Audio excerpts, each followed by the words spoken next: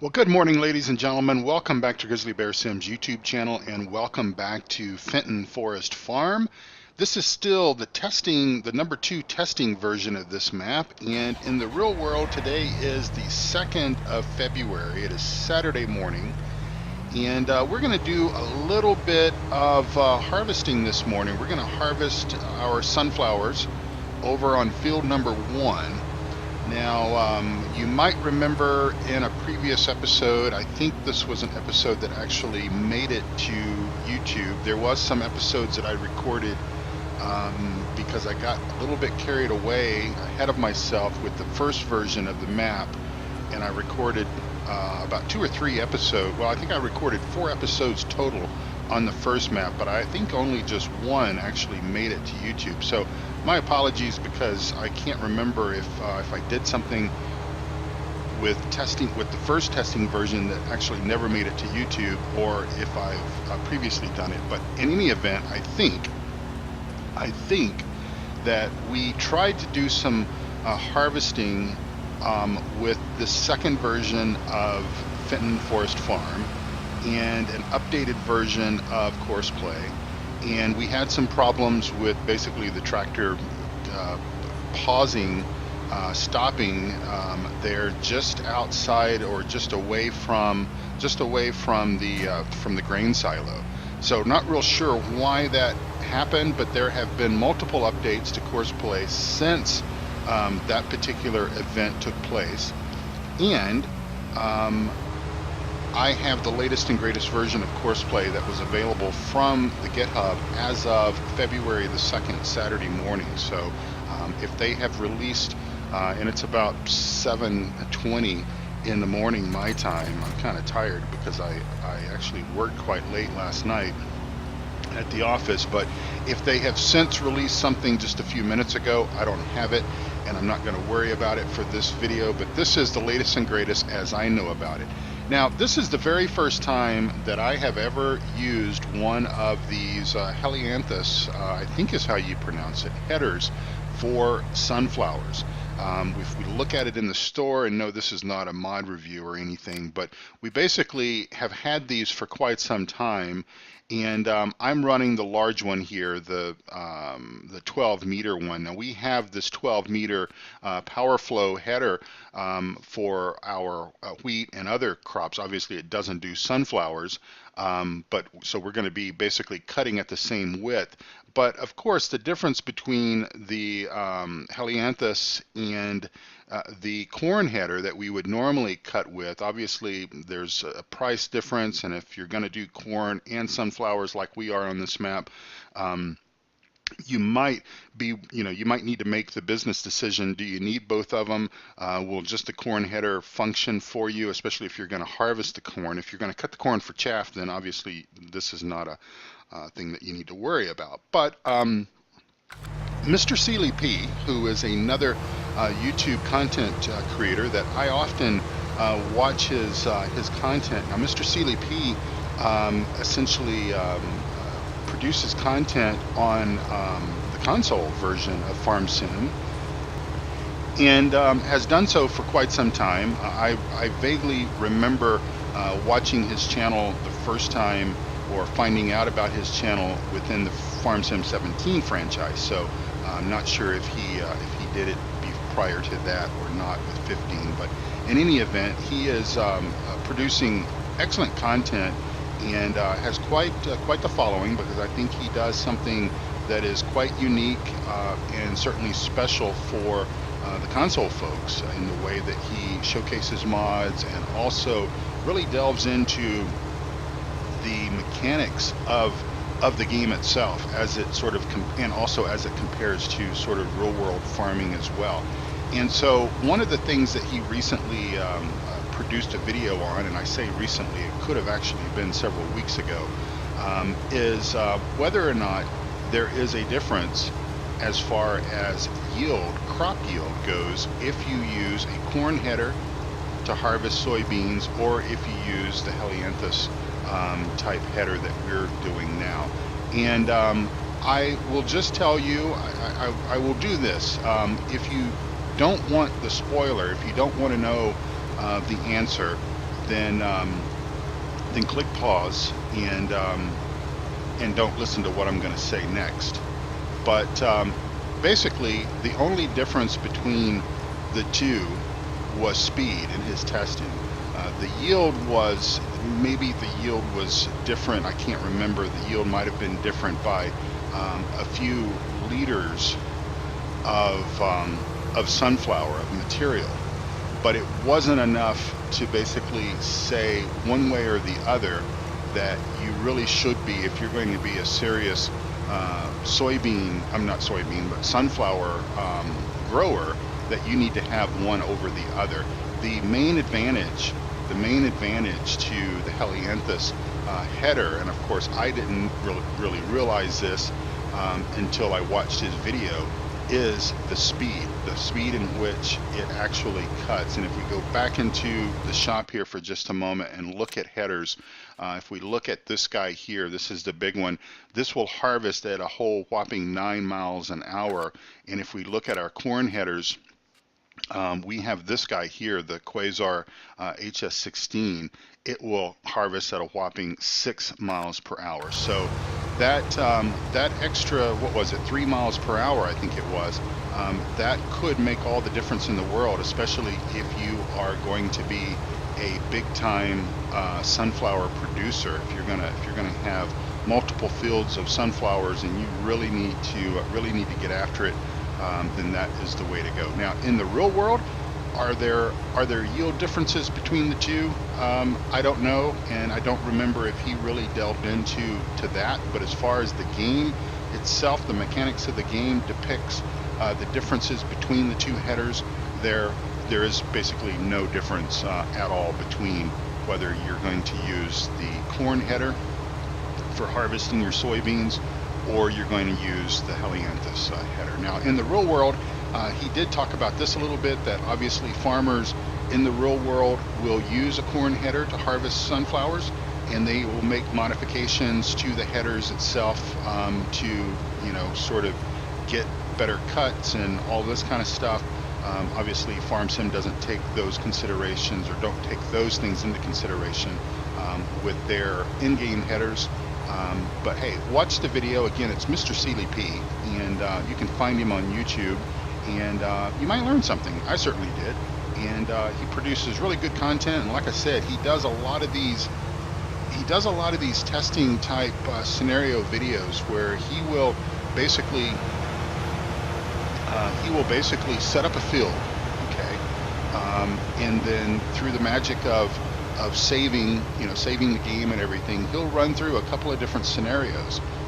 He did one most recently on the effectiveness, or maybe the ineffectiveness, of essentially running a piece of equipment down on its maintenance scale. So in other words, how is that going to affect, if you choose not to do maintenance on your equipment, how is that going to affect your overall gameplay? How is it going to affect your yields and all that kind of stuff if you choose to do that? So I'm going to let him catch up here, and I'm going to stop and empty him, because that way maybe it'll be a little bit, or at least what I'll do is I'll let my tank run down just a little bit, because I don't want to get into that situation that I got into before where he tries to cut me off. So we'll start moving here, and then get a head start, and maybe I'll just close my pipe, and that way he will just sort of bugger off and leave me alone for a little while. There we go, right there. So we'll just do that, leave him in our wake, and that way he doesn't try to get out in front of us. Again, latest and greatest version of Courseplay. We're still on the same version of FarmSim 19. I know in one of the previous videos I talked about, I saw an update, and I posted about that on Discord because my version numbers of FarmSim 19 did not change. And so I posted on Discord whether anyone else noticed this, or if anyone happened to know exactly what the deal was with that particular update. And evidently Steam had a number of updates, maybe small minor updates, that went out to various games on that particular day or around that day, and FarmSim 19 just happened to be one of them, but it was not obviously the big update that we have been expecting, hoping for, and thinking that that was going to solve so many of our problems, and maybe even chase that polar vortex out of the upper Midwest area. And if you are living up there, hopefully you survived the polar vortex nice and stayed nice and warm and everything. I learned something quite interesting that I did not know because of the news coverage about the polar vortex. I have been to Minneapolis, St. Paul a number of times. I was there maybe the last time I was there was probably about 20 something years ago. It was after I got into the IT field, and I was up there attending a conference, I think it was. And it was in the wintertime. It was in, I think, late October or very early November. And it was cold, but obviously it wasn't polar vortex cold. And I was in the city, I was in Minneapolis, and I happened to notice the sky bridges, or the bridges between buildings and stuff like that. And I don't think I took advantage of walking across one of them. And I certainly did not realize what I'm going to say next. And again, this was something that I heard about on the news just this last week, is that those walkways, there's like 9 miles or 8 point something miles of those covered pathways, and I certainly did not realize that at all. I mean, I saw them, and I've seen them in other cities and everything as well, but obviously not to that extent. But there's almost like 9 miles of these things, and the news person, he started out his newscast outside, because obviously, you know, those of us that are sitting at home watching a newscast, especially when it has anything to do with weather, for some reason or another, there's just no way that we can comprehend the magnitude of the weather unless we send a human being out into that said weather, whether it be a snowstorm, a hurricane, or what have you. We always tend to have to send somebody out there so that we at home can appreciate the effects of it. Now, of course, I'm being a little bit sarcastic about that, because it's sort of a running joke in my family that anytime we kind of have snowy weather here in Denver, we'll see these poor people out there standing on the side of the road. And the one thing that they do, other than, I guess, convince people that just don't have a clue that, my gosh, because it's snowing, it must be cold, and the road conditions must be somewhat treacherous, is obviously it causes traffic problems, because these yahoos are out there at they'll start their roadside newscast at 4:30, 5 o'clock in the morning, 6 o'clock in the morning, and it doesn't get daylight here in Denver until almost 7 o'clock in the morning. And these road crews are out there on the side of the road with their cameras and their lights and everything. And obviously, that creates the whole rubbernecker scenario, where people want to slow down and look and see what's going on. And so that just causes more traffic problems than what it's really worth. So my point is that for these news stations, is we get it. We certainly get it when it's bad weather, when it's snowing. We understand that the weather conditions are going to be treacherous, driving conditions are going to be treacherous, and we get it. And you don't need to go outside and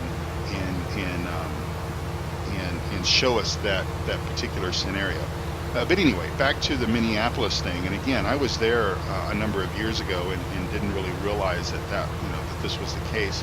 And so there are just almost 9 miles of these things, and so really kind of cool. And so the guy was explaining that people that live in the Minneapolis area, that live and work there, essentially can leave their home, and the majority of them will have parking, will have garage type parking at their home.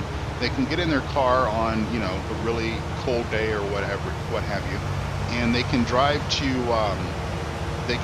their office, their place of work downtown.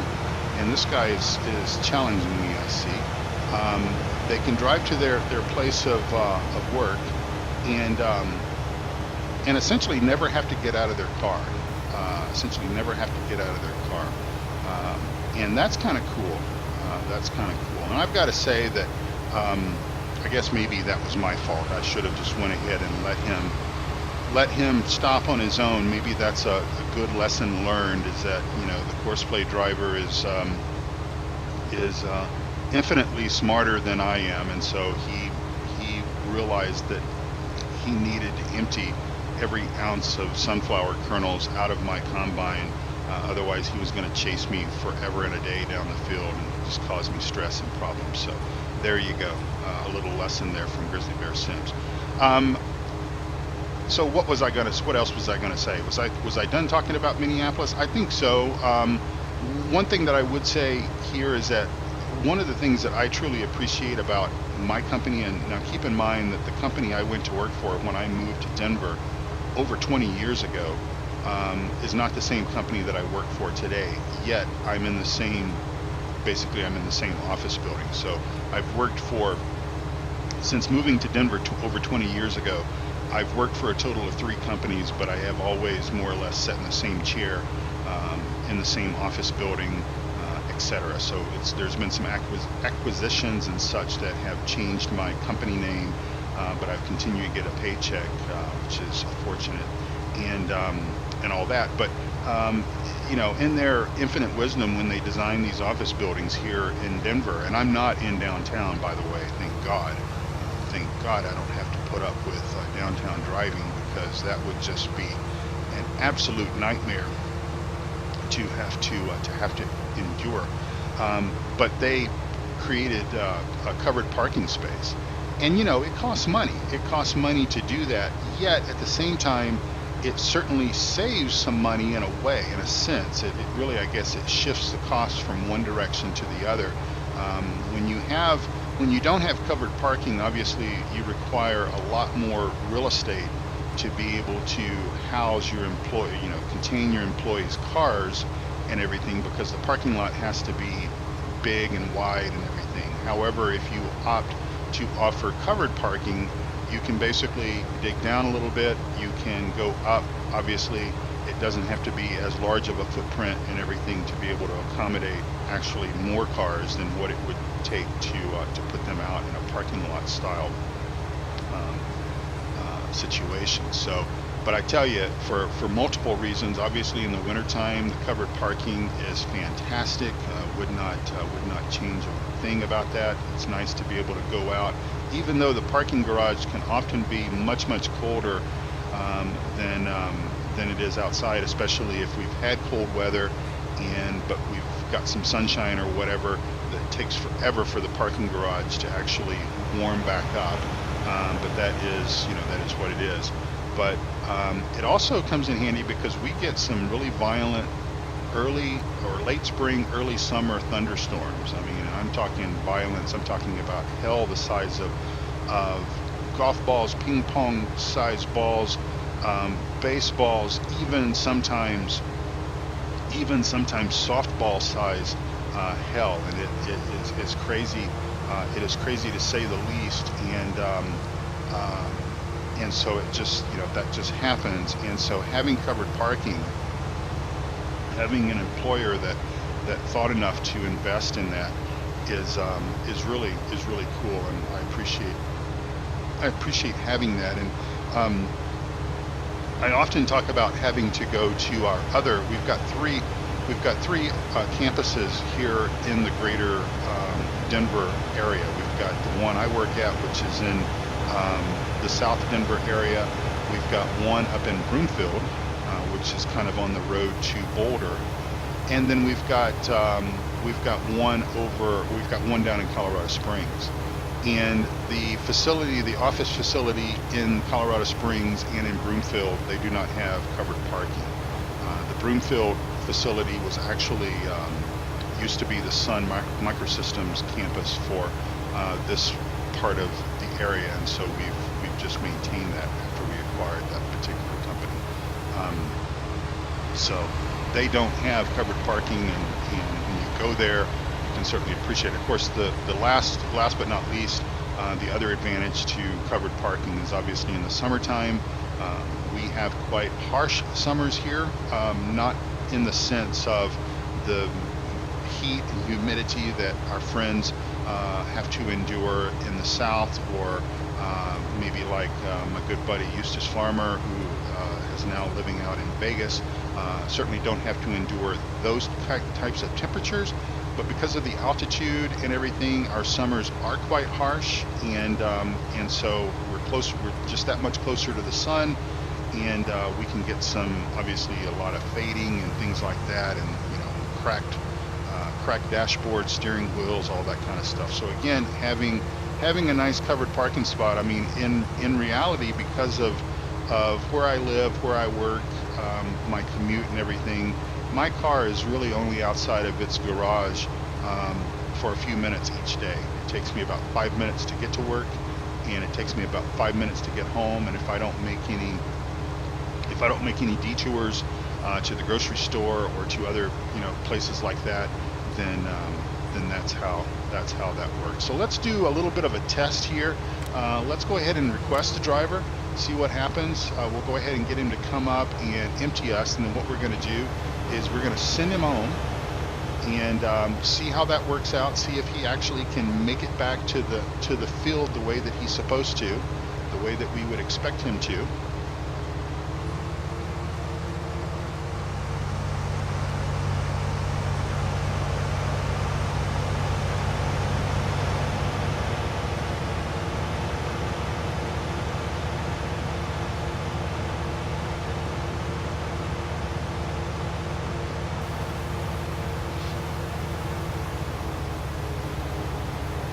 Now, of course, a good test would be to see if he actually can do it automatically based on, the levels that we have him set at and everything. But I'm not too worried about that. I'm more worried about, just moving the chains up the field just a little bit at a time. And if we can sort of prove that perhaps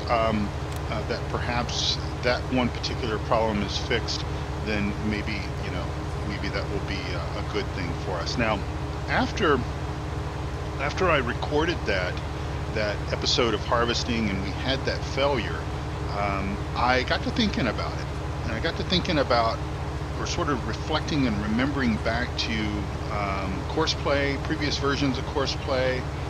And back on Farm Sim 15, I was playing on a couple of different maps. Obviously, I played a lot of different modded maps on 15 once I found out about the whole map mod concept. Of course, Stevie was the very first one, and that was one of the reasons why I have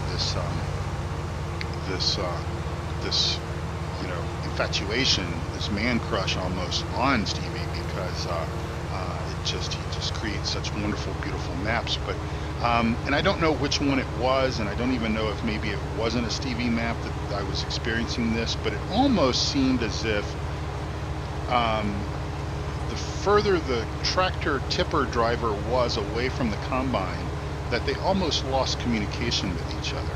Now the combine, or the tractor tipper, is emptying now. We can see that up in the upper left-hand corner.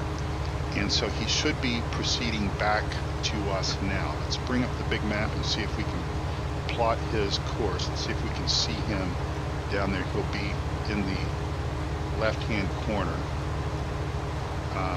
coming around. He's there where it says farm supplies, I think.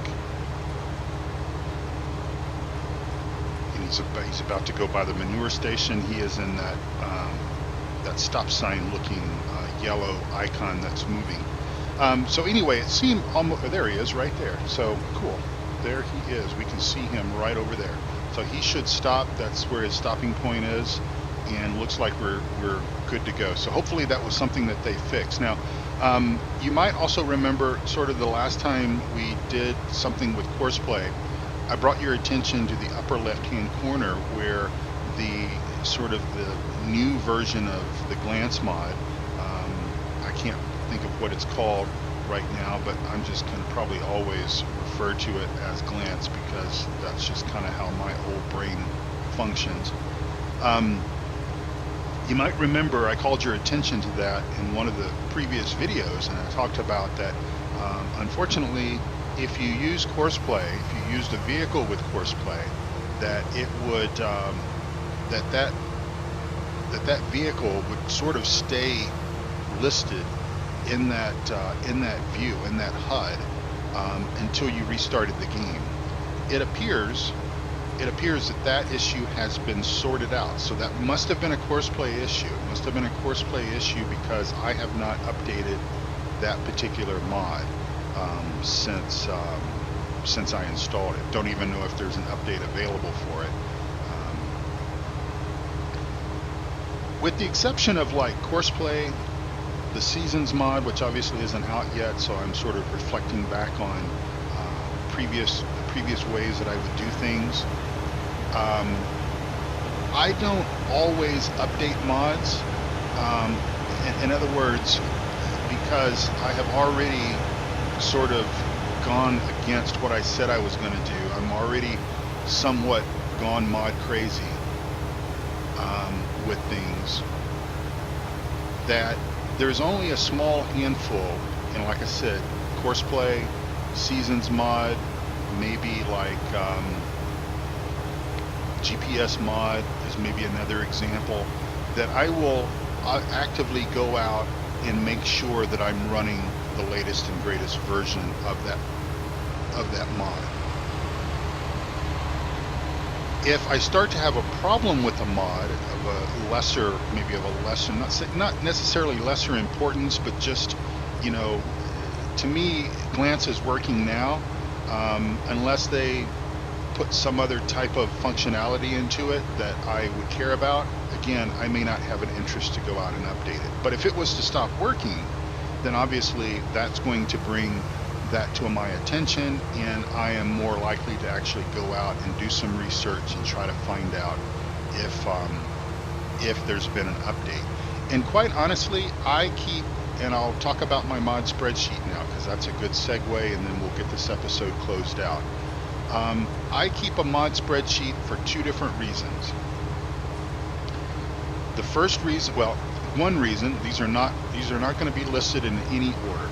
One reason is for your benefit, so that if you see that I'm using a particular mod within one of my Let's Plays, and this is technically not a Let's Play, but we're still having fun, and you want to enjoy that same mod in your virtual farming game, then you can go to my website, grizzlybearsims.com. In the upper menu bar, click on information, and then click on add-ons and mod spreadsheet. Then look at the bottom and click on the, that's going to bother me, so we're going to go ahead and get those. This little bit of sunflower here. Click on the add-ons and mod spreadsheet, and then click on the FS19 tab at the bottom of the spreadsheet, and you'll see all of my FarmSim 19 mods. If you're interested in mods for 17, they're still out there. Even my mod spreadsheet from 15 is still out there, but I will tell you that I no longer update the mod spreadsheet for 15, nor do I update the mod spreadsheet for 17, simply because I am no longer playing those versions of FarmSim, and I have not been playing those versions of FarmSim since 17 came out, and again since 19 came out. So, but they're there. So that's one reason why I maintain a mod spreadsheet. But the other reason, the second reason, is for my own sanity, because again, if I start to have a problem with a mod that I don't frequently go out and check to see if there's an update, then I may have to scratch my head for a little while to figure out, now, where in the world did I get that mod from? Where was that from? And then I obviously have the opportunity to go and find it. And so I have done a good job, maybe not such a good job with FarmSim 15, but with 17 I did a much better job of making sure that before I even installed the mod into my game, I updated my mod spreadsheet first. And so I have been actively doing that with 19 as well. So there you go. All right, well, ladies and gentlemen, there's probably a lot of other things I could ramble on about here. So what I'm going to do is I'm going to finish this field. I'm going to finish this off here off camera. We're going to get the sunflowers harvested. Then the next video we'll probably do some more harvesting. We've got corn, we've got canola, which are both in and ready to go, and then we've got oats, which aren't which aren't long to follow. Off camera yesterday, or actually the day before, I mowed and harvested the grass on field number 8, which is directly in front of us beyond those trees. Got grass and hay off that field, and so we've got our stores boosted up for those two things. Obviously the oats we need for our horses, we need the straw off the oats, and probably going to just sell the sunflowers, the soybeans, the corn. We may chaff the corn. For chaff, for silage, but we'll see about that once we get a little bit further down the path. So anyway, ladies and gentlemen, please make sure you head over and check out the Simulation Gaming Society. That's where you'll find Eustace Farmer, Duxorley Gaming, and myself hanging out and communicating with all of our dear friends here about Farm Sim 19 and other simulation gaming titles. We are the Simulation Gaming Society. So thank you again for watching my videos. I truly appreciate it. Thank you for your friendship. Thank you for all the kind words and everything in the comments. I truly appreciate that. And I look forward to interacting with you over on Discord. You can check out my own Discord channel if you are also so inclined, Grizzly Bear Sims. The link and everything is down below. Thank you again for watching. Take very good care of yourselves and also of all of each other and your furry friends as well. And I will see you right back here on Fenton Forest Farm very soon. God bless you all. Bye-bye.